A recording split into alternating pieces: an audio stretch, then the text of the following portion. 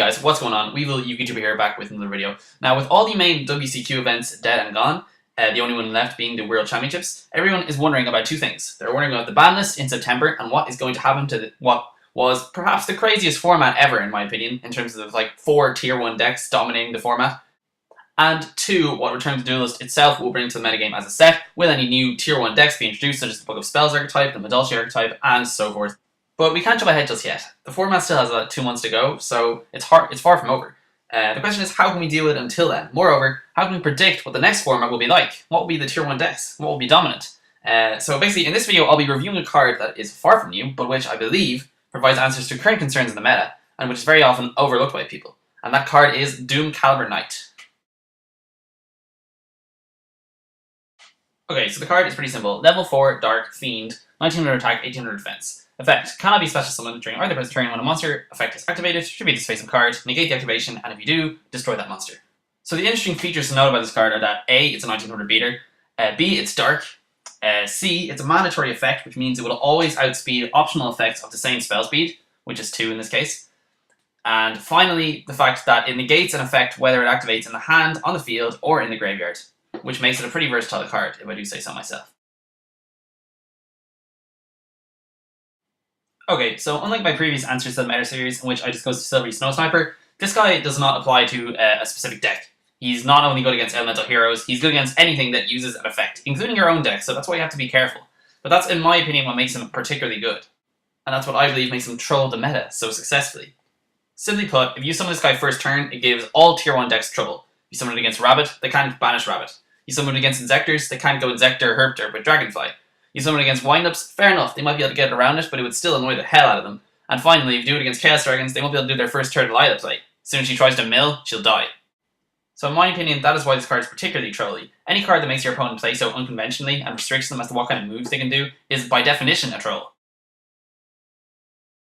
So now comes the question, what kind of decks do you put this guy in? Well, Pro Winston ran him in Chaos Dragons at 2 copies, which wasn't bad at all.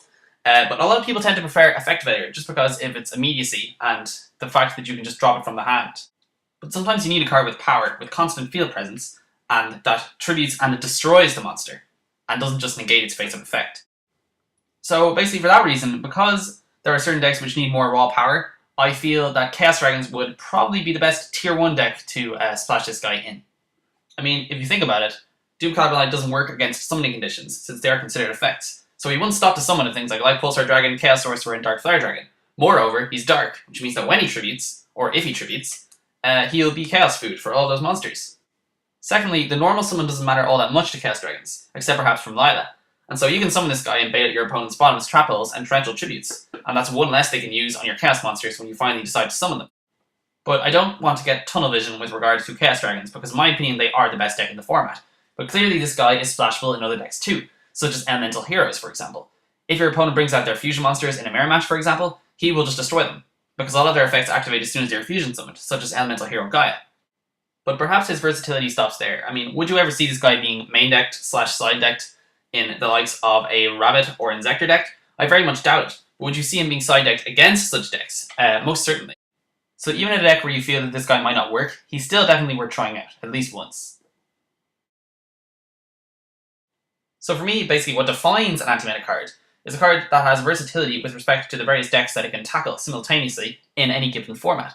This card certainly wins out in that regard. However, where I feel it fails are in its drawbacks, namely the fact that it can't be special summoned, that you have to waste your normal summon to get this guy out, and thirdly, that he has to tribute himself whenever an effect is activated. It may seem like a plus sometimes, but it can also be a drawback. So a true anti-meta card? Perhaps, but only in certain situations, and for me, only in certain decks. So my final word on this guy is that yes, he's good, and yes, you should try him out, but that you do have to be aware of his drawbacks too. I'm basically trying to give a balanced perspective on this card, because it is by no means a broken card, and it is also by no means a widely played card. It is typically only seen in stun type decks, which revolve around negating basically everything. And so I would definitely try him out. His drawbacks are the annoying bit. Your opponent can definitely even see around the card by summoning a monster, using its effect on purpose to get rid of the Doomcal, and so on. But if your opponent has to do that, then it's job well done, in my opinion. Anyway, that is it for this episode of Answers to the Meta, starring Doomcaliber Knight. I hope you enjoyed it. Please let me know what you think of Doomcal. Would you run him in your deck? If so, why? And if not, why not? Personally, I think that he's only effective in Chaos Dragons. But anyway, be sure to comment, rate, and subscribe on this video as always. I'm always happy to reply to any comments that you guys might have. I've got a few more videos coming up, including another Rules of the Game series, as well as more deck profiles, duels, all that jazz. If you guys have any ideas as to what videos I should upload, please don't hesitate to let me know. I always love feedback from you guys.